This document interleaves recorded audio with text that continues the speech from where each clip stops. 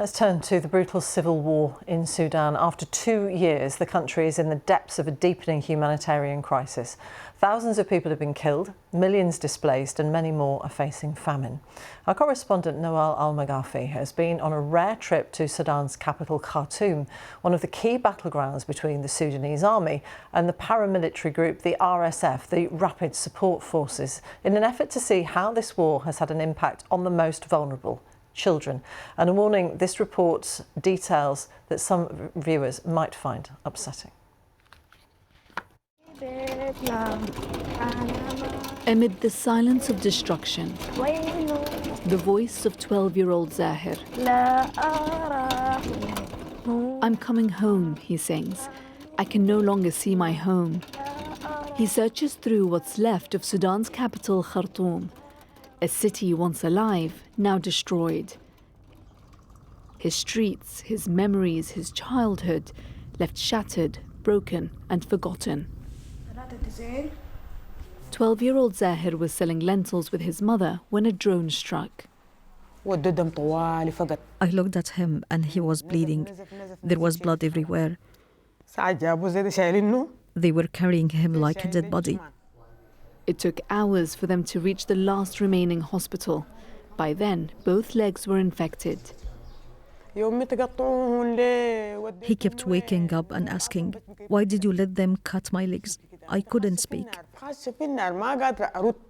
For Zahir, what happened is still too painful to talk about.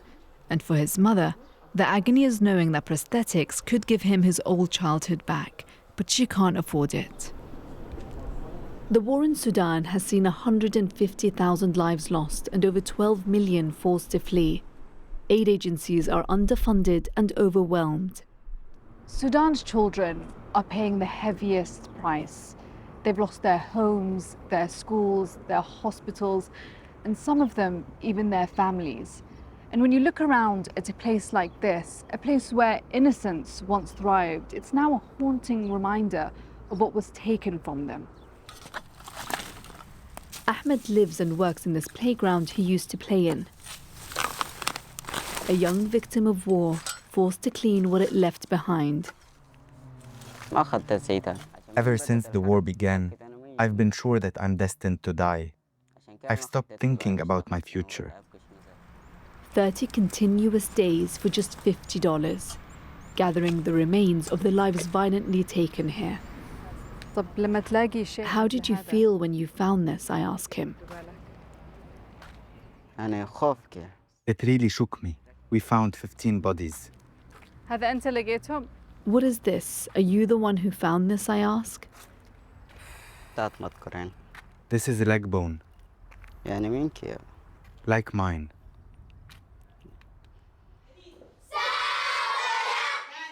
This is what a childhood should look like.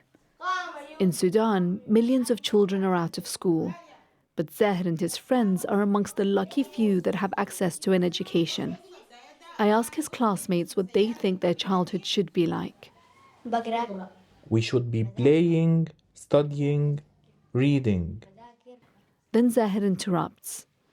We shouldn't be afraid of bombs and bullets. But there shouldn't be a war, I say. But it happened. And we should be brave. I then ask the class what they want to be when they grow up, and a young girl stands up. A soldier, so I can fight for my people.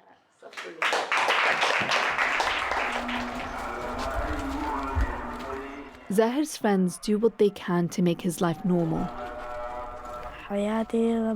Before the war, my favorite thing to do was to play football. On a football pitch scarred by the conflict, Zahir runs on his knees, stubbing them painfully on the hot ground. What team do you support, I ask? Real Madrid. مين أحسن لاعب؟ Who's your favorite player? Vinicius. Football, the universal game. Children find joy in it no matter where they were born. But their realities can be so different through no fault of their own. I wish they would just fix me so I could walk home and go to school. I wish I could have prosthetic legs. Noel Al-Maghafi reporting there. Well, Noel joined us in the studio earlier and spoke to us about how much has changed in the country since her last trip. Last time we went, we were only able to report from Port Sudan because the government was only in control of that. We couldn't go to the capital, Khartoum. We went to Port Sudan and then we went to Chad to speak to all the people that had kind of fled Sudan from the war. And this time we got to go to Khartoum. So we made that 15-hour drive from Port Sudan to Khartoum. And that's because the airport is still not open in Khartoum. And going there was incredibly eye-opening. I mean, to be able to drive through the neighborhoods, the level of destruction is like nothing I've ever seen before. The buildings, houses, hospitals, all completely destroyed. I think there wasn't a single building that I could see that wasn't scarred by the fighting. So it was great to be able to get access to that. And like you saw in that report, children were the greatest victims of this. And so many of them, and so many young children as well. And we can visibly see the physical effects on some of those children who've been maimed. But there's the psychological harm that they've gone through too. Exactly. I mean, everywhere, wherever you go, that is what you see. The humanitarian situation in Sudan is catastrophic. Like we mentioned, 3 million children under 5 are facing acute malnutrition, and that comes hand in hand with diseases like dengue fever, cholera, and also like you said, the mental aspect. Speaking to these children, I go into that classroom and I was asking them about what they wanted to be when they were older. And all of them spoke to us about the war. I want to be a fighter so I can protect my country, or I want to be a doctor so I can treat the wounded. And the malnutrition, I mean, we went into this hospital. It's the last public hospital still standing in Khartoum. And I met this mother who had twin daughters who were starving and they needed these antibiotics, but she could only afford antibiotics for one of them. So one of them had recovered and the other was really struggling when we were there. And it's those difficult decisions that parents are having to make because of the situation on the ground that's absolutely devastating. I'm interested in how easy it was or difficult it was to gain access to where you wanted to film, because you said that you were in the country for 11 days. Yeah, it was incredibly hard. I mean, we were in Port Sudan for a few days. It took us a while before the Sudanese army would give us permission to access Khartoum. And then once we were in Khartoum, there is this kind of paranoia. And it's because, there is still a lot of mistrust. And so we had to gain permissions every single day to be able to do any filming that we wanted to do. But one thing that really struck me about Khartoum is that the people, no one shied away from the camera. Everyone wanted to speak to us. And that's not what usually happens when we go to these kind of places around the world. But I guess it's because they feel forgotten by the international community. And so when they saw a filming crew there, they really wanted to speak and they were really receptive to us telling their stories. And how safe did you feel?